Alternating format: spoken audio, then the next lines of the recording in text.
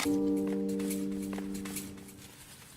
my name is Althea Louise Saralde Pungan, but people just call me Thea. I was born on 26th of June 2003, and I came from a different faith. Not long ago, God turned his back on me. Well, I thought he did, but let me tell you the story. This is my dad, my mom, and my sister who's 4 years younger than me. Oh, and me. Every Sunday, we went to Mass together, even though I didn't absorb anything. I was taught that obeying God was essential, or else, never mind. We moved to Singapore when I was 7. I met my first friend, Emma, who invited me to church. But it was a different church. At first, my parents didn't allow it, but my tita managed to convince them to allow me to attend one service. I went for one Sunday, then one more, and one more. But then Emma, she stopped going to church, and I had to go on my own.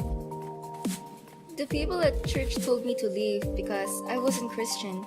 The older kids, they made my life there miserable. They would trip me, push me upstairs, and... But I always kept silent. On my 10th birthday, the older kids hit me on my forehead with a kendama ball. It bled a little and I felt very dizzy. I graduated from the kids' service leaving with only one friend. I used to think, why would God allow that, especially in his church? A few years later, I went home to the Philippines for Christmas.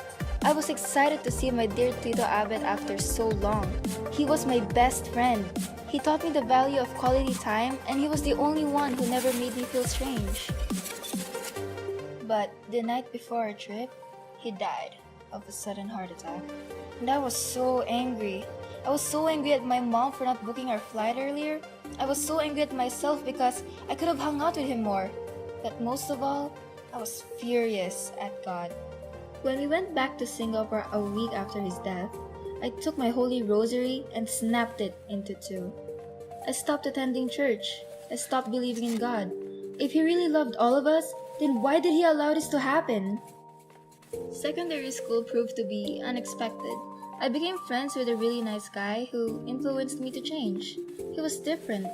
I stopped swearing after realizing that he was the only one amongst us who didn't swear. He and I talked often.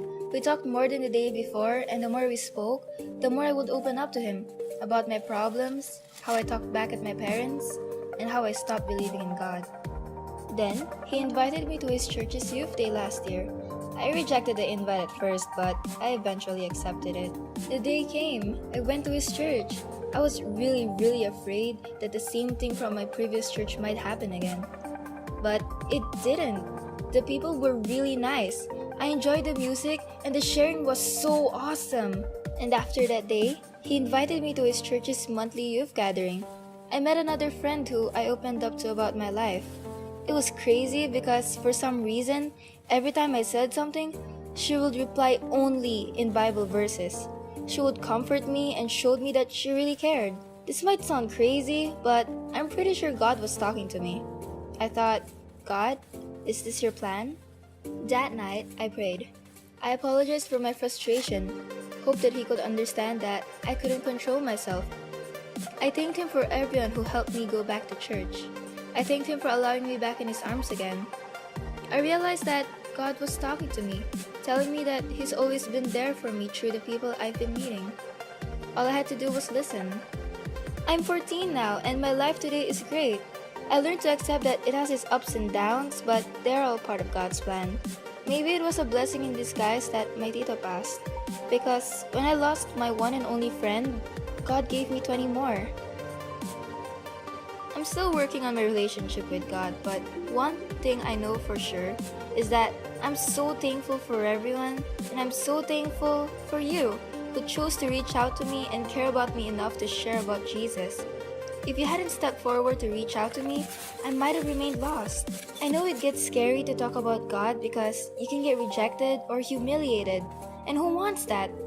But just do it anyway, because you'll never know when someone will need it. You just gotta plant the seed and let God do the rest. And hey, wanna hear something awesome? A little later this year, I'm choosing to get baptized because I have accepted Jesus as my personal Lord and Savior, and because I love Him. Keep reaching out. You'll never know when you'd meet someone like me.